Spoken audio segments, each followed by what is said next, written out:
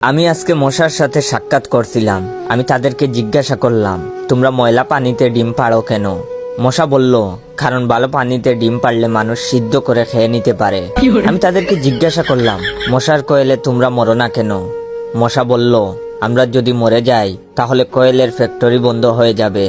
আমি আবারও তাদেরকে প্রশ্ন করলাম, তোমরা মানুষের কানের কাছে এসে জ্ঞান জ্ঞান করো কেন? মশা বলল, কারণ মানুষের পায়ের কাছে কিংবা অন্য কোথায় জ্ঞান জ্ঞান করলে মানুষ শুনতে পায় না, তাই। আমি তাদেরকে জিজ্ঞাসা করলাম, আমি শুনেছি পুরুষ মশারা নাকি রক্ত খায় না, তাহলে ওরা কি খায়? মশা বলল, পুরুষ মশারা শুধু বউয়ের বোকা খায়। আমি বললাম, মশারা কামড়ালে মানুষের ডেঙ্গু হয় কেন?